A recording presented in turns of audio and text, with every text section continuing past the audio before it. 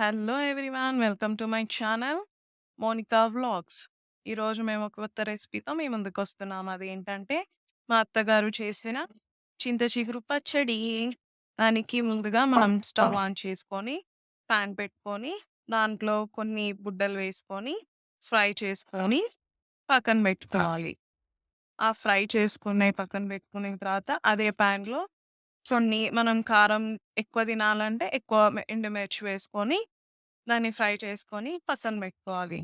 ఆ తర్వాత మనం ముందుగా కడిగిపెట్టుకున్న చింత చిగురుని వేసుకొని, దాంట్లో ఒక 3 ఆర్ టీ స్పూన్స్ ఆయిల్ వేసుకొని, దాంట్లో కొన్ని వెల్లుల్లి, తర్వాత ఉల్లిపాయలు వేసుకొని, బాగా దగ్గర అయ్యేంత వరకు కలుపుకోవాలి.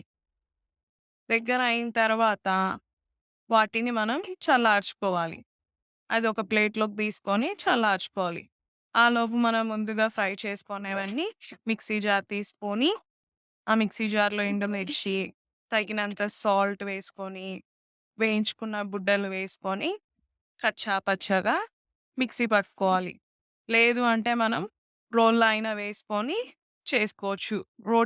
రోట్లో దంచుకుంటే ఇంకా టేస్టీగా ఉంటుంది. ఆ కచ్చా పచ్చగా చేసుకున్న పొడిని తీసుకొని, అందులోనే చల్లార్చిన చింత చిగురు, వెల్లుల్లి, ఉల్లిపాయలని వేసుకొని, మిక్సీ చేసుకొని, దాన్ని ఒక గిన్నెలోకి సర్వ్ చేసుకోవాలి. అంతే.